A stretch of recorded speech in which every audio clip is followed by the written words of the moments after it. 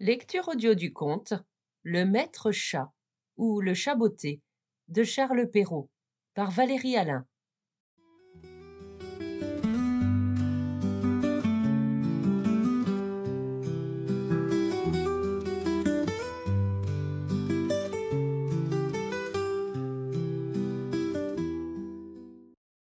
Un meunier ne laissa pour tout bien à 3 enfants qu'il avait que son moulin, son âne et son chat. Les partages furent bientôt faits. Ni le notaire, ni le procureur n'y furent point appelés. Ils auraient eu bientôt mangé tout le pauvre patrimoine. L'aîné eut le moulin, le second eut l'âne, et le plus jeune n'eut que le chat. Ce dernier ne pouvait se consoler d'avoir un si pauvre lot. Mes frères, disait-il, pourront gagner leur vie honnêtement en se mettant ensemble. Pour moi, lorsque j'aurai mangé mon chat et que je me serai fait un manchon de sa peau, il faudra que je meure de faim.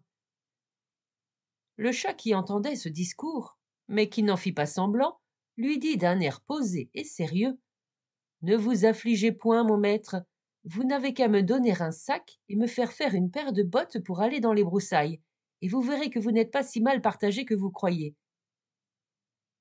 Quoique le maître du chat ne fît pas grand fond là-dessus, il lui avait vu faire tant de tours de souplesse pour prendre des rats et des souris, comme quand il se pendait par les pieds ou qu'il se cachait dans la farine pour faire le mort, qu'il ne désespéra pas d'en être secouru dans sa misère.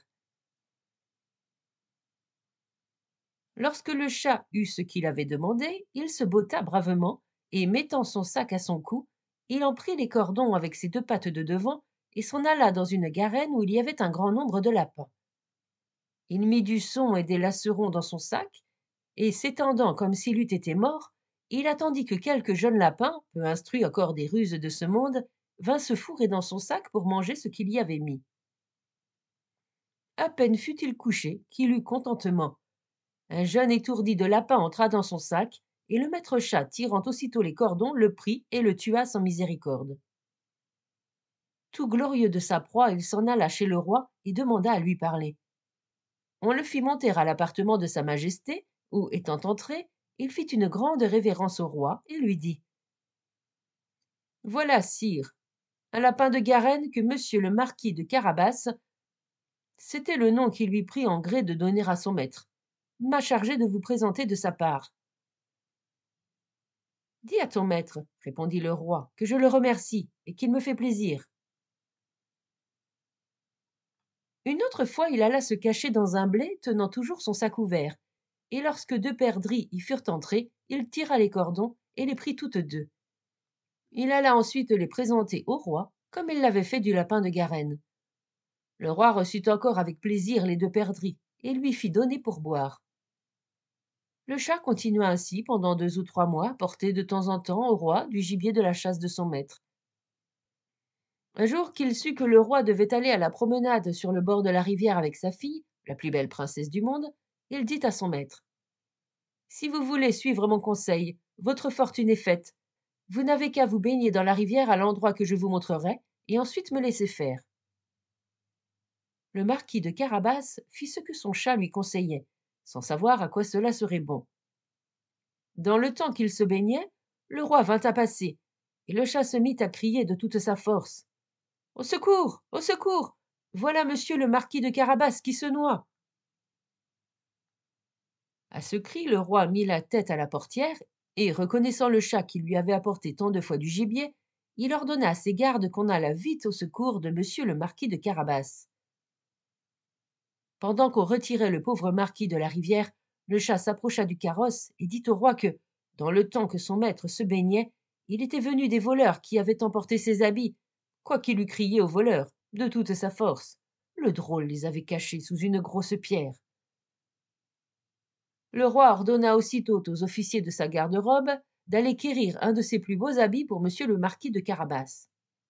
Le roi lui fit 1000 caresses, et comme les beaux habits qu'on venait de lui donner relevaient sa bonne mine, car il était beau et bien fait de sa personne, la fille du roi le trouva fort à son gré, et le marquis de Carabas ne lui eut pas jeté 2 ou 3 regards fort respectueux et un peu tendres, qu'elle en devint amoureuse à la folie.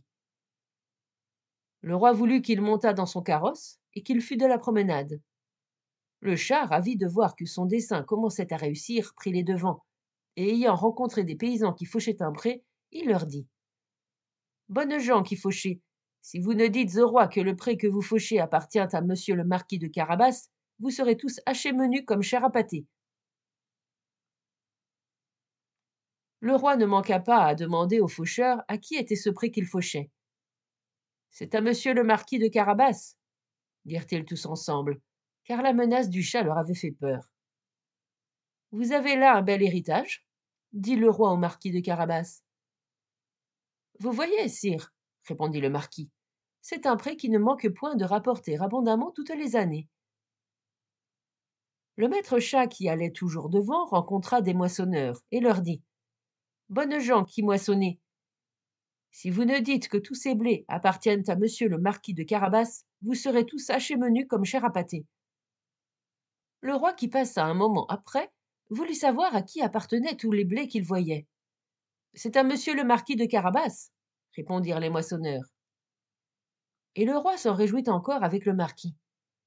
Le chat qui allait devant le carrosse disait toujours la même chose à tous ceux qu'il rencontrait, et le roi était étonné des grands biens de monsieur le marquis de Carabas. Le maître chat arriva enfin dans un beau château dont le maître était un ogre, le plus riche qu'on ait jamais vu. Car toutes les terres par où le roi avait passé étaient la dépendance de ce château. Le chat, qui eut soin de s'informer qui était cet ogre et ce qu'il savait faire, demanda à lui parler, disant qu'il n'avait pas voulu passer si près de son château sans avoir l'honneur de lui faire la révérence. L'ogre le reçut aussi civilement que le peut un ogre et le fit reposer. On m'a assuré, dit le chat, que vous aviez le don de vous changer en toutes sortes d'animaux, que vous pouviez par exemple vous transformer en lion, en éléphant. Cela est vrai, répondit l'ogre brusquement, et pour vous le montrer, vous m'allez voir devenir lion. Le chat fut si effrayé de voir un lion devant lui qu'il gagna aussitôt les gouttières, non sans peine et sans péril, à cause de ses bottes qui ne valaient rien pour marcher sur les tuines. Quelque temps après, le chat, ayant vu que l'ogre avait quitté sa première forme, descendit et avoua qu'il avait eu bien peur. On m'a assuré encore, dit le chat, mais je ne saurais le croire, que vous aviez aussi le pouvoir de prendre la forme des plus petits animaux, par exemple de vous changer en un rat, en une souris. Je vous avoue que je tiens cela tout à fait impossible. Impossible, reprit l'ogre. Vous allez voir. Et en même temps il se changea en une souris qui se mit à courir sur le plancher.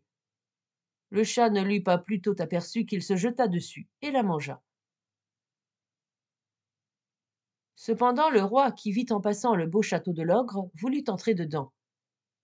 Le chat, qui entendit le bruit du carrosse qui passait sur le pont-levis, courut au-devant et dit au roi: Votre Majesté soit la bienvenue dans le château de monsieur le marquis de Carabas. Comment, monsieur le marquis, s'écria le roi, ce château est encore à vous? Il ne se peut rien de plus beau que cette cour et que tous ces bâtiments qui l'environnent.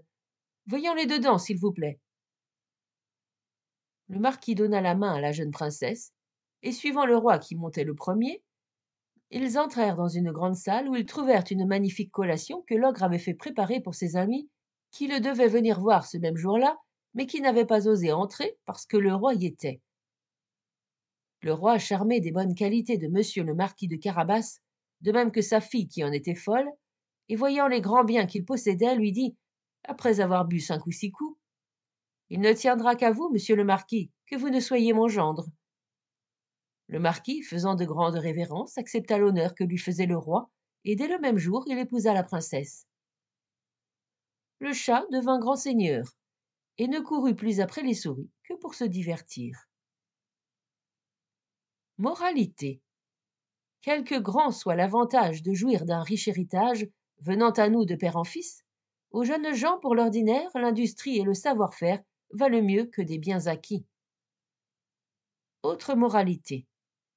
Si le fils d'un meunier avec tant de vitesse gagne le cœur d'une princesse, et s'en fait regarder avec des yeux mourants, c'est que l'habit, la mine et la jeunesse, pour inspirer de la tendresse, n'en sont pas des moyens toujours indifférents.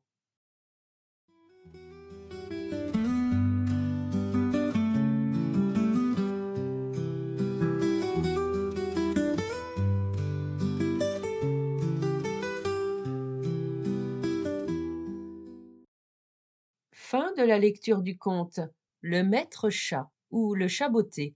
Merci de votre écoute. Je vous rends vos oreilles. Cœur avec les doigts.